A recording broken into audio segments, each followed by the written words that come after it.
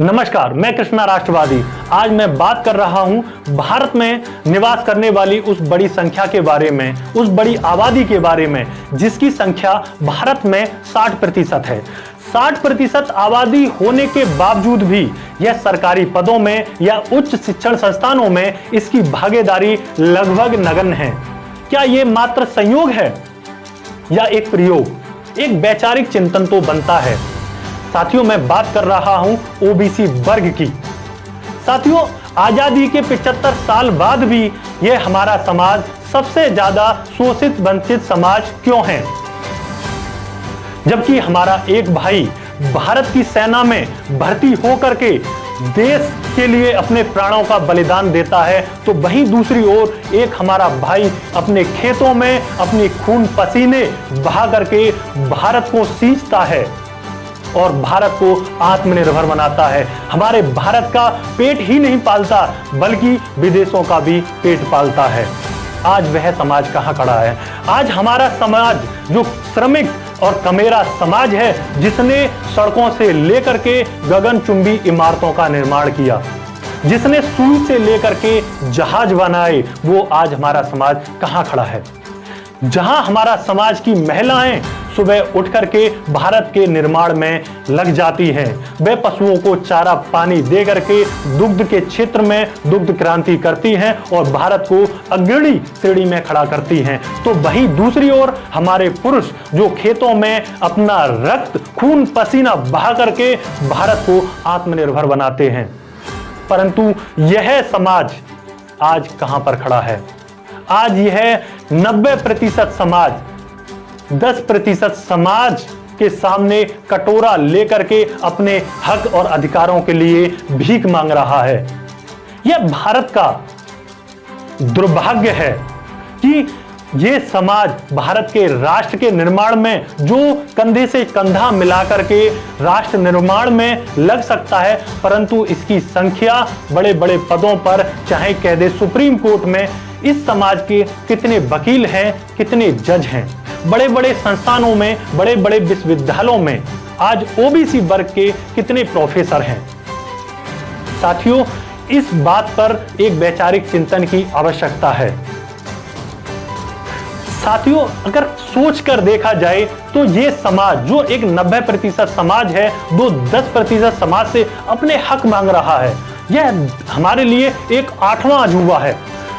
बड़े दुख और बड़े अफसोस की बात है कि आज हम अपने हक अधिकारों के लिए 10% आबादी के सामने भीख मांगकर, कटोरा फैलाकर उससे भीख मांग रहे हैं। आज हम सड़कों पर, हमको पीटा जाता है, सड़कों पर दौड़ाया जाता है और अपने हक अधिकारों की आवाज उठाने के लिए हम पर केस दर्ज किए जाते हैं। कभी हमको खालिस्तानी कहा जाता है, तो कभी नक्सली बताकर हम पर मुकदमे दर्ज कर दिए जाते हैं। कभी हमें राष्ट्र विरोधी तो कभी धर्म विरोधी कह करके हमारा अपमान किया जाता है। तो ये अपमान हम कब तक सहते रहेंगे? जब चुनाव आते हैं तो कभी जाति का, कभी धर्म का सुनहरे सपने दिखा करके हमारा दोहन किया जाता है। आज हम एक दुधारू गाय बनकर रह गए हैं, जो भी आता है हमें दोहकर चला जाता है, परंतु बाद में क्या बनता है कि वही ढाक के 3 पात। तो साथियों, आज जरूरत है हमको जानने की। साथियों, मैं ये जो बातें हैं मैं यूं ही नहीं कह रहा, इसके साथ में मैं फैक्ट भी दूंगा। साथियों, अभी हाल ही में इन्फोर्समेंट ऑफिसर की जगह निकली थी, 517 जगह निकली थी अभी, उसमें 27% का अगर गणित लगाएं हम तो 27% आरक्षण के अनुसार जो सीटें बनती हैं वो 156 के करीब बनती हैं, परंतु कितनी मिली? 116 हमें इन्फोर्समेंट ऑफिसर में हमें जगह मिली। और वहीं दूसरी ओर 10% ईडब्ल्यूएस के नाम पर उसकी जो सीटें बनती हैं वो 57 सीटें बनती हैं, परंतु उनको कितनी सीटें मिली? 67 सीटें। अभी हाल ही में 25 मार्च को आईआईटी का नोटिफिकेशन निकला है, उसमें वैकेंसी निकली है, आप देख सकते हैं 66 वैकेंसी निकली हैं।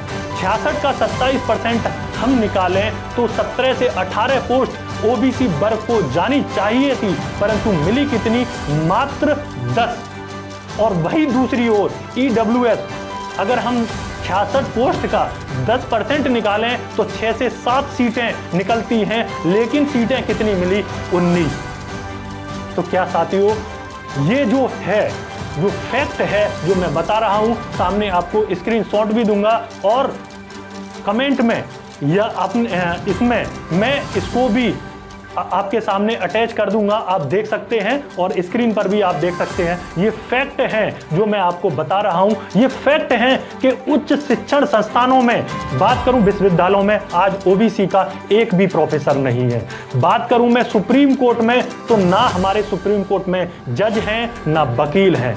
तो साथियों, बात करूं मैं अगर प्राइवेट संस्थानों में, तो हमारे ओबीसी के कितने ठेकेदार हैं। तो साथियों, आज जो जरूरत है, हमको अयोग्य बनाया जा रहा है या हम अयोग्य हैं।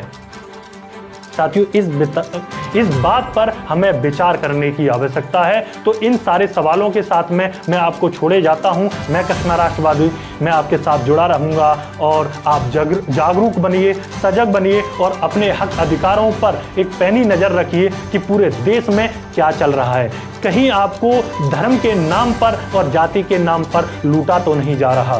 तो साथियों, आपको अपना दोस्त और दुश्मन और सही और गलत में फर्क करने की आवश्यकता है। साथियों, जय हिंद, जय भारत, जय भीम, जय संविधान।